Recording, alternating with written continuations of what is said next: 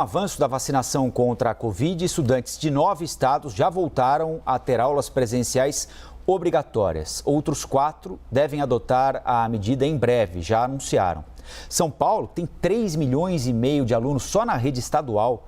Definiu ontem a data do retorno, próxima segunda-feira, dia 18 de outubro, retorno obrigatório, né?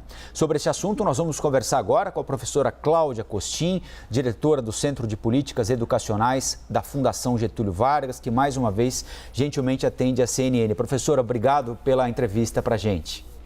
Eu é que agradeço a oportunidade, Colombo, Elisa, é um prazer estar aqui com vocês. Professora, a despeito dos números ainda muito ruins sobre a pandemia aqui no Brasil, um descontrole da transmissão da doença, as coisas estão muito melhores agora do que estavam no passado recente, né? É hora de voltar ou de exigir que os alunos estejam nas salas de aula, quem não estiver toma falta, a não ser que apresente um atestado médico, uma justificativa para não ir à sala de aula. A gente demorou para tomar essa decisão. Qual a avaliação que a senhora faz?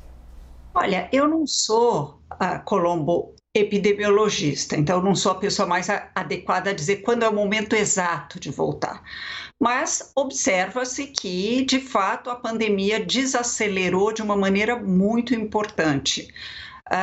E nesse contexto, quanto mais tempo as crianças ficarem fora das salas de aula ou nesse sistema de rodízio em que vai semana sim, semana não, ou alguns dias da semana, mas essas crianças e jovens perdem aprendizado. Infelizmente, nós fomos considerados um dos países que ficou mais tempo com escolas fechadas e mais tempo com escolas em sistema de rodízio. Estava na hora de voltar quando todo o resto fora escola voltou. Então, de fato, foi uma medida acertada que esses 9 estados tomaram e tem que ser obrigatório. E vou explicar por quê, Colombo e Elisa.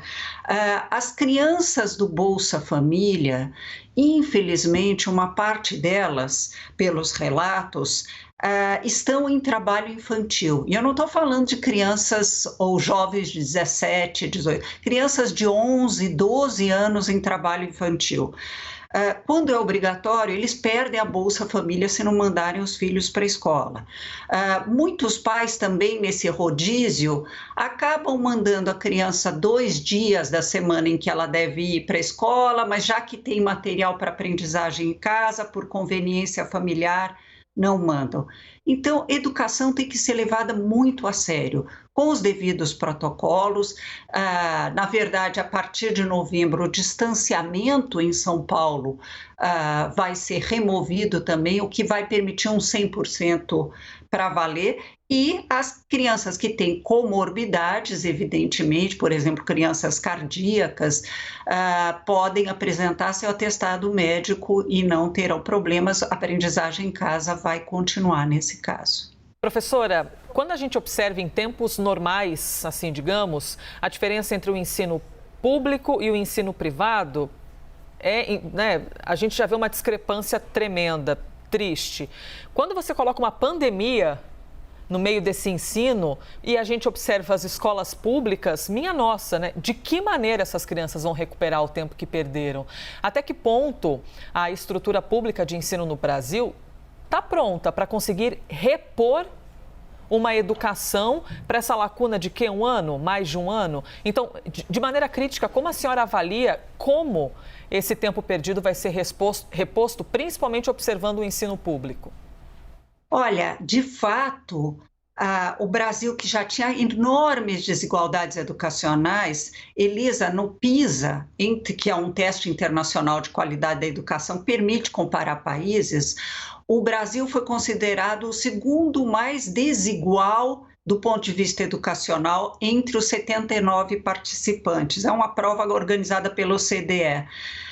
É muito triste. Isso é pré-pandemia. Aí vem a pandemia, 1 ano e meio de escolas fechadas, uns com escolas em casas que têm livros, conectividade, computadores, os pais têm um repertório cultural mais variado, estão em teletrabalho em casa, enquanto outros, os pais estão na rua buscando o que dá de comer, né? O Colombo mostrou a questão da pobreza no Brasil como está grave, né? A favelização, inclusive. Evidentemente, essas desigualdades educacionais se aprofundaram muito. Daí a urgência. As escolas particulares já voltaram na maior parte do país há algum tempo e a aprendizagem em casa foi por meio síncrono, ou seja, por computadores, a professora deles dando aulas. Também não é o ideal, é uma mitigação de danos, mas é uma coisa mais adequada do que mandar cadernos impressos que o aluno preenche, 2 semanas depois a escola recolhe, depois 2 semanas mais traz corrigido para o aluno. De fato, vai ser muito importante olhar para a recuperação das aprendizagens e tem que ter mais horas de aula. Nós não temos como fugir, educação de qualidade custa caro e quer dizer mais horas de aula. Os países que têm bons sistemas educacionais têm 7 horas de aula por dia e não tem o turno da manhã e o da tarde. Nós vamos ter que caminhar para isso na volta pós-pandemia.